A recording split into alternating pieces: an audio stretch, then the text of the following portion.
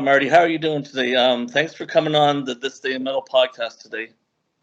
Thank you. It's nice to be here. So recently you finished a tour with Queensrÿche. How did that go?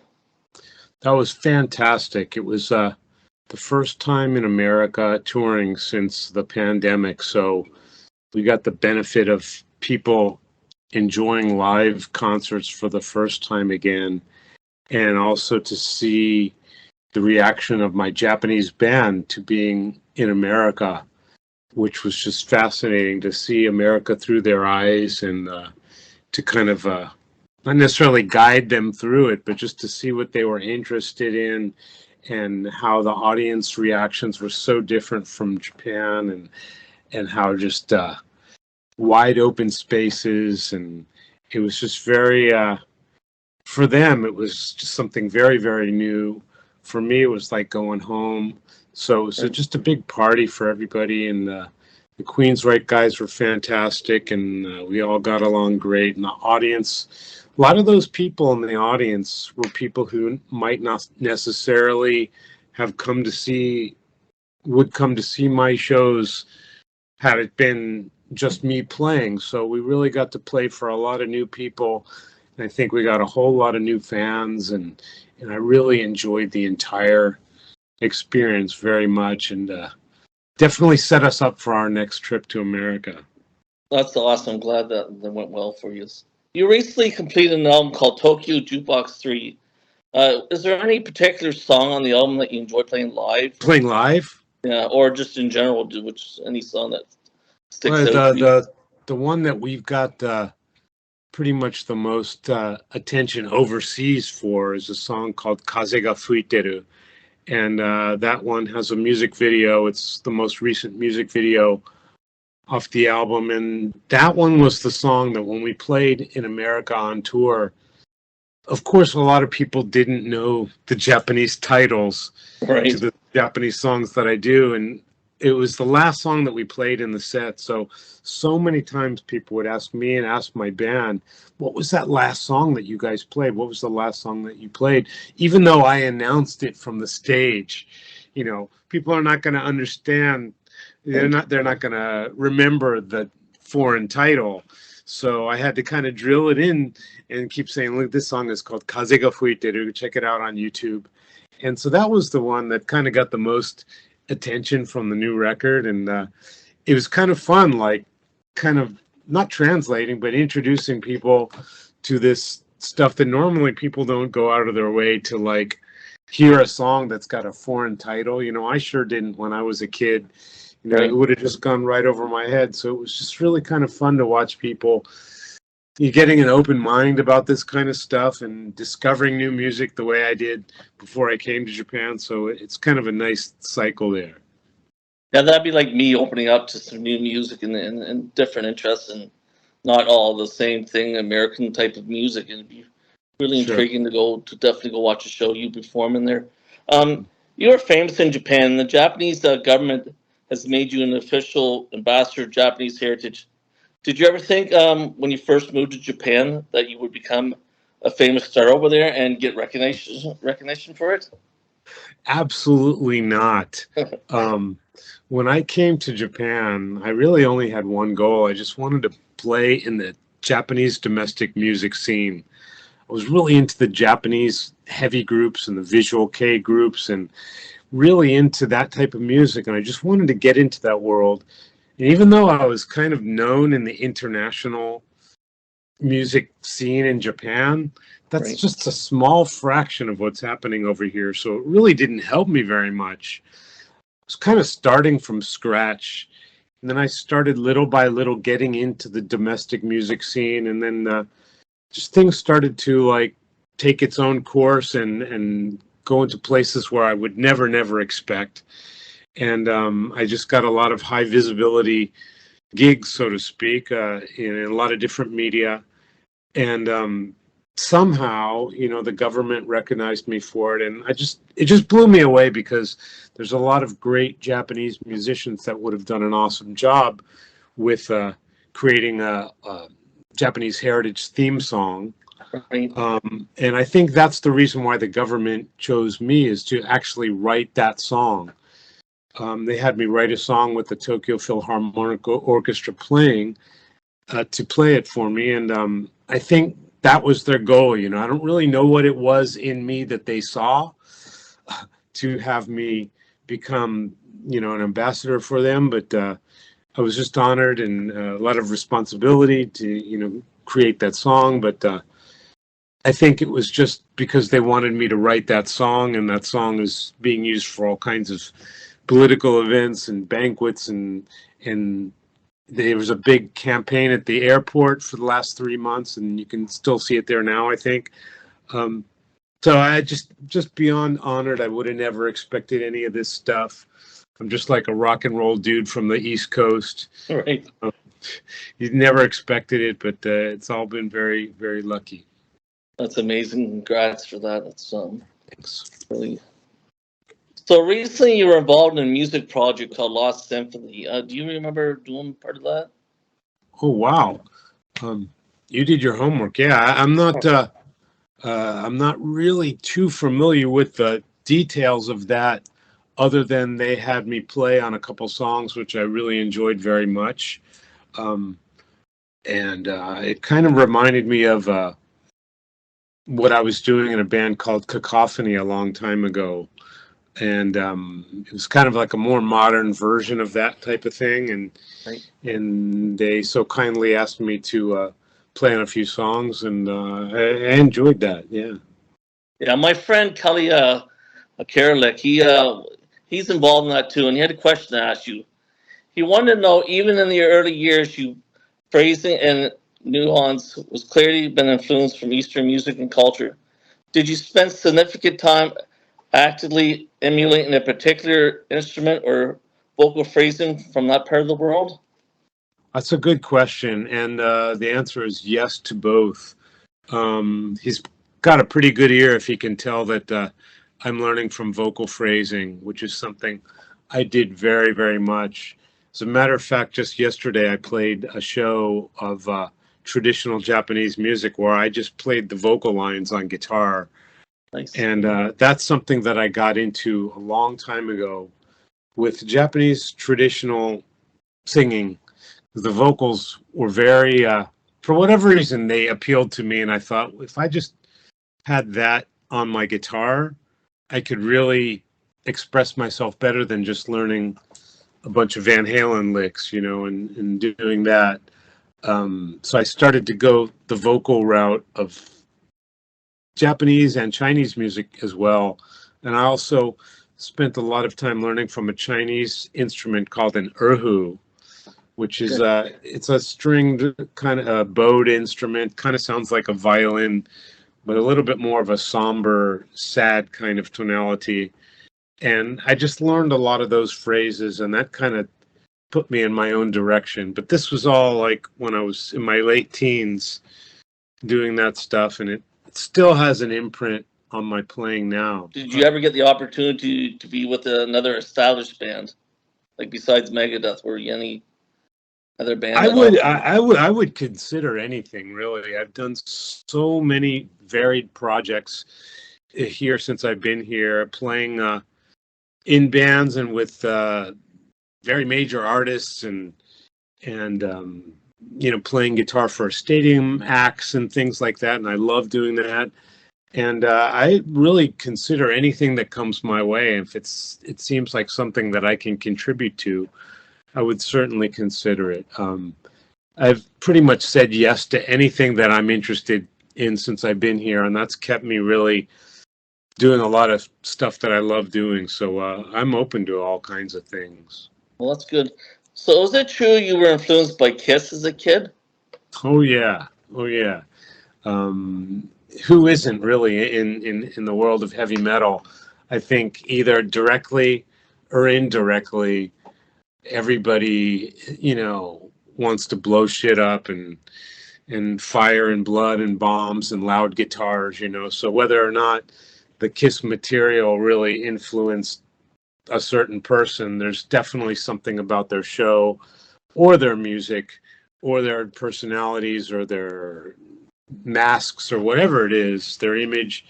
There's something about Kiss that landed in every heavy metal oriented musician, I think, and it's definitely not something that I've hidden at all. I mean, my most recent signature guitar is pretty much a blatant copy of Paul Stanley's Broken Mirror guitar, but with a couple of very important modern upgrades, which I think is really par for the course, really, because like heavy metal music is kind of just modern upgrades of Kiss, really. Right. You know, you look at this loud, before Kiss, there wasn't that kind of high energy, loud, exciting music in the big concert world. And so I think it really was revolutionary. It certainly got me on the path to playing heavy music. So did you ever get the opportunity to meet the band at all?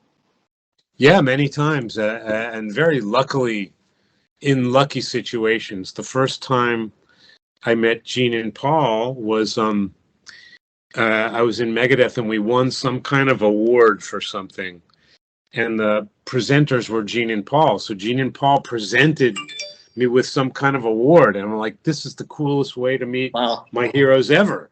Wow. So I was excited about that. And then I worked with Gene a couple times. We did a radio program together, which was surreal as a fan. And then he came to Japan to be in a movie called Detroit Metal City. And I had a very small cameo part in that. I was playing in Gene's band in that movie. So for the days of shooting, I was the only guy who spoke English around there. So Gene like had me cornered speaking English. But as a fan, it was just like my mind was blown, and it was so cool. And we played some songs together in this one scene in the movie. And as a Kiss fan, it's like it couldn't have been better. That's amazing. That'd be awesome to work with Gene like that.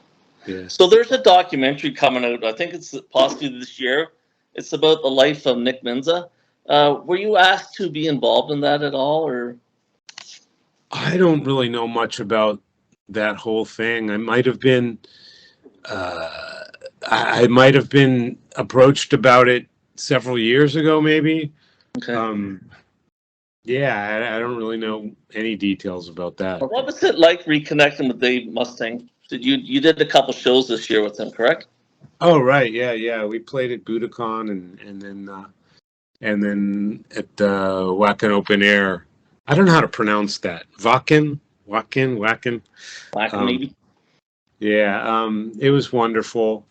We have a wonderful history together. So when something special like that came up, it was kind of a definite thing that I wanted to do. And we both enjoyed it immensely. And I just hope the fans enjoyed it as much as we did. For us, it was just a really nice thing to do, to kind of just put an exclamation point on the thing that we did, in the history of the band. And of course, I'm the biggest fan of whatever they do in my absence, and just rooting them on the whole way. That's awesome. I'm glad you're still, getting along with him and everything. That's good. And do you have a favorite Megadeth song to play when you're playing with them, or nothing sticks out? Nah. Even when I was in the band, I was like, it's all good. It's like one big long song that kicks ass. And then that's kind of how I feel about my own music as well. I mean, it's really hard to choose one. You look at it as a set list of maybe 15 songs or whatever, 20 songs when we play a long show. It's just like one big long entity within itself. Because I think whether it be Megadeth or my own solo work or any project that I'm involved in, you put the exact same amount of energy and emotional deposits into this song as any other song. So you kind of are equally attached to everyone, but fans have a different outlook. Fans have their life experiences that go with listening to that song. So, they will like things for completely different reasons. And that's the joy of being a fan, because you've got your own separate, original, unique memories that go with each particular song. And I think the difference from my perspective is making the song is we spend a lot more time in the creation of the song than the listening. Right. So it's really hard to just pick one out. So around this time you had first audition with Megadeth, did you also audition for Madonna? I read somewhere along about. Oh, I had an audition for Madonna the same week as I auditioned for Megadeth. It was actually Megadeth was on like a Tuesday and Madonna was on a Friday or something like that. There was a couple of days in between, and luckily I got Megadeth, so I didn't have to go to Madonna. I would have loved to play with Madonna, and I was a big fan of her music, but I think as for my own personal taste, I really much rather would have been in Megadeth. So I kind of lucked out on that. And plus, Madonna was like an open call kind of audition. They had tons of guys going in there, and there was probably guys way more suited for a gig like that than I was. You know, there's guys who do pop gigs on the regular and would have all that stuff much better than I would. And you know, but eventually, you know, it's great because Madonna got this guy named Monty Pittman, who's a full-on metal guy. Nice. Yeah, And I've heard of him. yeah, he's fantastic. So when I heard he was in the band, I was like, oh, maybe I would have had a shot at it. But he did great work with her and outside of that. So that's really cool. But you'd be surprised, you know, in the pop world. I've done so much pop stuff here in Japan, but every single time I've done work with a major pop artist like a Madonna here, they want me to do whatever it is I want to do. They want me to make it as metal as possible. Well, That's why they have me in there. You know what I mean? So they don't, you know, there's a million session cats who can play like pop music, but I think when they bring me on the project, it's usually because they want it to be injected with this metal thing.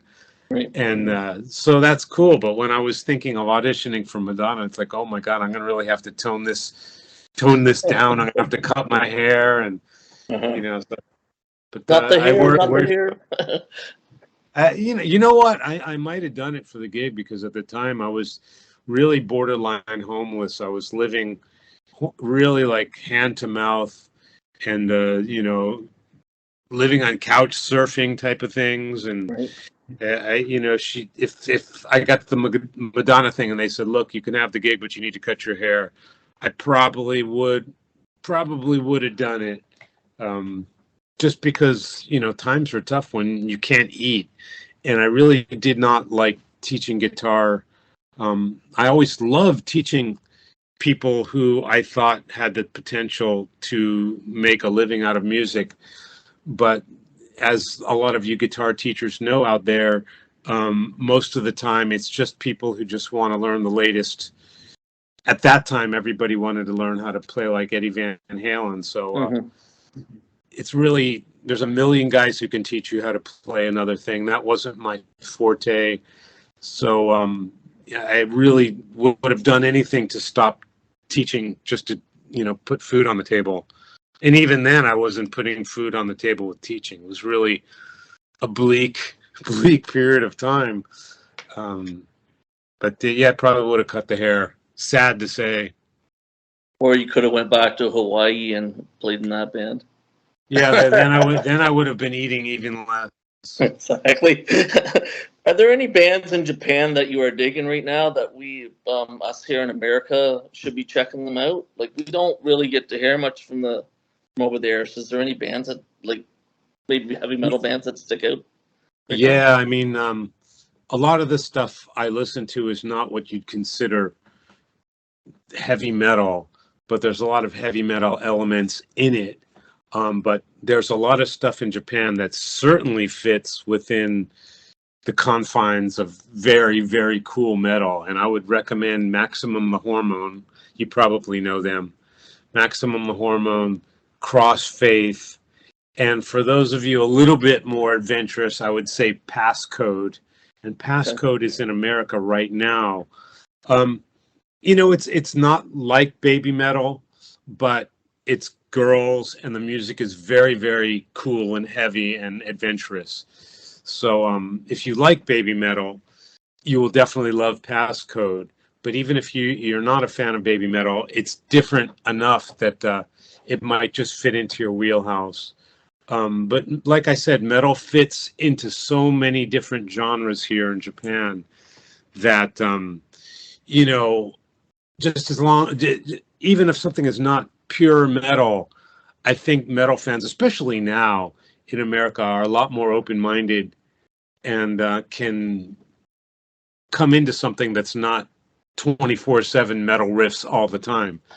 It is 2023, and metal takes on a lot more of a esoteric existence within music now, and it doesn't have to be like, I don't know, Dio or something like that, where it starts off metal, ends up metal, it's metal in the middle.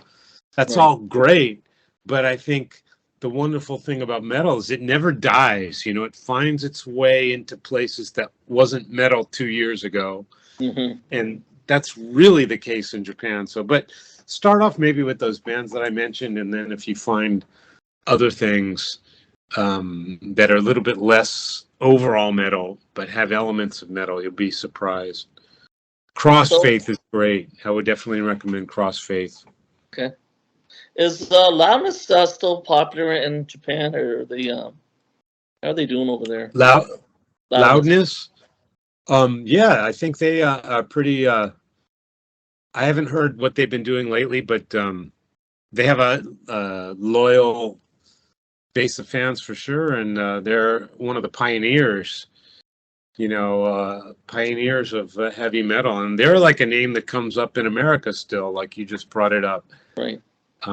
So I think they are one of the few bands in the earlier days of metal that actually cultivated countries outside of Japan, which it was super rare back then. So so they definitely left an impact. So, would there be do you have a big four of heavy metal over there, or like the Metallica, Megadeth, Slayer type of big four over there? I've never heard. Some fan wanted to know if there was like a big four over there, or not really. Yeah, I think I don't know. The term when used for the big four that you just mentioned, they have a Japanese term for that. That's a shitengo, which is the four kings kind of thing. Right. The four top. But they don't have like a separate. Maybe there is. I've just never heard of it being used for Japanese groups. And a fan wanted to know what your thoughts was of Jimi Hendrix. This is a trick question, isn't it? And I'm going to be careful how I answered this, because I answered it once and I never heard the end of it. So I'm going to have to come up with a good answer. Maybe that's why you brought it up. I know. I'm being trolled for sure. I respect his contribution to the world of guitar very much. Okay, that's fair enough. This is true. So yeah, that's pretty much summed up. Do you have is your website? Can you tell me what your website is so the fans can go and? Yeah, my website is martyfriedman.com, and my social media is where you'll get the most new information, and the actually newest information, which just came out yesterday, is a very, very cool campaign for Jackson Guitars that I'm thrilled to be a part of. So if you go to my social media, all of the social medias have it, the Twitter, the Instagram, Facebook, all that, or the Jackson YouTube channel, you'll see this video where it's got myself and Misha from Periphery and Dave from Revocation, and a couple other super guitar players doing this amazing song that Misha wrote for all of us to contribute to. And it's just the most extravagant guitar promotion I've ever seen. You know, maybe I'm wrong, but I've never seen anything go to this extent before. And I'm thrilled to be a part of it. And Jackson just like hit a grand slam with this instrument. They hit a grand slam with the way they're showing it to people. And I'm blown away. So that's the most recent thing. And, you know, working on touring again in America, hopefully sometime early next year. And I have a biography, thinking in Japanese, autobiography in the works, coming out late next year, and new music, working on a new record. But for right now, check out the Jackson thing, and as always, everyone's support means the world to me, and I hope to play in America and Canada really soon. Yeah, we really love your music, and really thank you for coming on the podcast today, and appreciate it. Thank you very much. Thank you very much. It's been a pleasure. Take care.